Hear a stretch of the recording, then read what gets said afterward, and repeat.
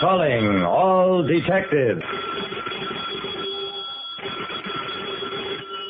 Many people try to get money that isn't coming to them. But I once had a case of a man who tried to refuse $1 million. That is the situation on this page from my casebook.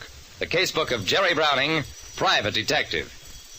It doesn't take a private detective like me, Jerry Browning, to realize that nobody ever gets anything for nothing. I pushed my way through the crowd of reporters camped outside Timothy O'Toole's apartment door. Hey, Jerry, what are you doing here? Gonna be Timothy's bodyguard now that he's worth $1 million? I shrugged, didn't answer, because I had no answer. I knocked 3 times as prearranged. Oh, it's you, Jerry. Okay, come on in. Timothy O'Toole's apartment was a 3-room cold-water flat on Willow Street, in which he lived with his wife and 2 kids. Until yesterday, Timothy had been an employee of the sanitation department, a garbage collector. Today, he was a millionaire, or so the papers claimed. Oh, boy, am I glad to see you, Jerry. Sit down. Hey, Agnes, bring me friend Jerry Browning a chair. I smiled at Timothy's scared-looking, plain little wife. Thanks, Mrs. O'Toole. Now, Timothy, what's this all about? Did your great-uncle in San Diego really leave you $1 million? Timothy didn't answer at once. Finally, Jerry, the money's really been left me. Except I never had a great-uncle or any other kind of relative in San Diego or any place else. Jerry, they gave $1 million to the wrong man. The garbage collector was willed $1 million and admitted to me that he had no right to the inheritance. Now, wait a second, Timothy. A great-uncle is kind of a distant relative. Not that distant, Jerry. Me father and mother had no brothers or sisters. I have kids to have other kids for me to be a great-uncle to. Timothy, I lost you halfway through, but I get the general idea. Just what is it you want me to do? Jerry, if it's a mistake, I don't want the money. But if I did have some relative I never heard about, I'd like for you to find that out. I grinned at him. Okay, Timothy, you're an honest man. I'll go to work on it right away.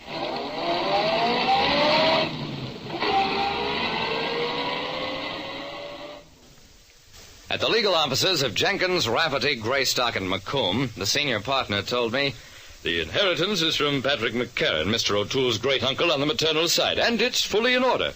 In fact, this is Mr. George Quentin, the late Mr. McCarran's general manager." I shook hands with Quentin, who was big, bluff, and heavily tanned. Glad to meet you, Mr. Browning. I worked 18 years for old McCarran. Heard him mention a great-nephew many times, always meant to look him up. And no surprise he left all his money to him. Had no other relative. That's fine, Mr. Quentin. But how can you be sure Timothy O'Toole is the great-nephew? Quentin shrugged. That's lawyer work. Name is right. O'Toole comes from the right town. He's the right age. Lives on Willow Street. Has the right father's and mother's name. That's good enough for me. But, of course, I'm no lawyer. We kicked it around some more, but it was plain that both Quentin and the lawyer were satisfied that they had the right legatee.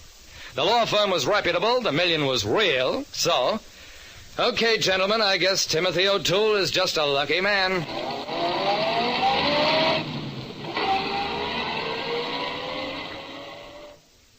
I reported back to Timothy, refused a fee since I hadn't done any real work, congratulated him on his good fortune, warned him not to let anybody swindle him out of his money.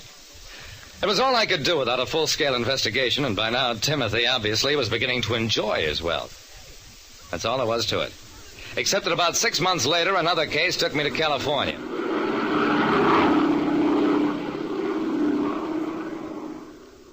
I finished my job days ahead of schedule, decided to spend some time driving down the coast, enjoying the scenery.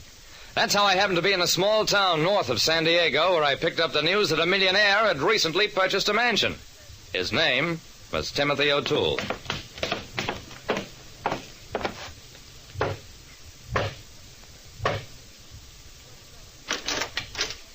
Remember me? Sure, I remember you. Jerry Browning. What do you want? Timothy, that's no way to talk to an old friend. Aren't you going to ask me in? Well, we've got some fancy friends visiting, and nice seeing you, Jerry. If you're passing by some other time, drop in. How do you like that? Snubbed by a guy who used to be grateful for a cup of coffee on a cold morning. I turned to leave, and as I did, caught a glimpse of a face at a window. The face of plain little Mrs. O'Toole, as plain as ever. and white with fright. I saw her only for an instant, but that was enough. Instead of heading back home, I went to San Diego.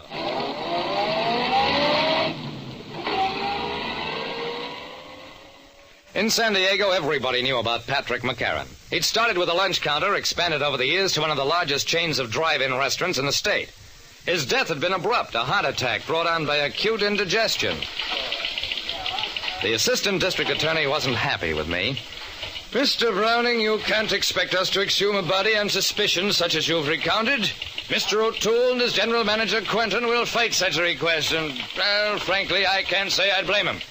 Look, sir, I have every reason to believe Mr. McCarran was murdered. Poisoned is my guess. But why? Who had anything to gain? Except O'Toole, who was over 2,000 miles away at the time. No, Mr. Browning, I can't do anything for you. Until and unless you come here with concrete evidence.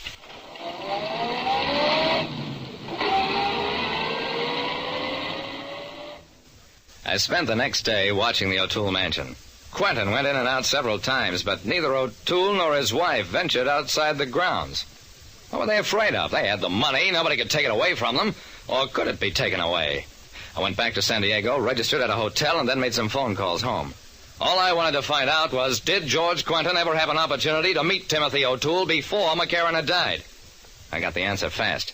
Quentin had been on a visit to our city the year before McCarran died, spent 2 weeks there, then returned to California. Maybe you don't think that's very concrete evidence, but it was enough to get McCarran's body exhumed. Gentlemen, this body has enough poison in it to have killed 6 men. Okay, let's get a warrant for Quentin's arrest. Quentin never did confess, but we convicted him just the same, through the testimony of Timothy O'Toole and his wife. It was a careful, clever murder. Quentin knew that if he made himself legatee of McCarran's will, there'd be suspicion and investigation. So he picked a legatee carefully, somebody 2,000 miles away, a poor, humble guy with approximately the right type of family background, a man who'd love wealth once he became a little accustomed to it, a man who could be controlled thereafter by hinting what the man already knew, that he had no real right to the inheritance. Well, Timothy's back with the sanitation department, but he's a department head now, as befits a man who was once a millionaire. Like I said, you can bet $1 million that easy money is generally the toughest kind to keep. Listen next time to Calling All Detectives, mystery drama, mystery quiz, and a chance for you to match wits with yours truly, Jerry Browning, private detective.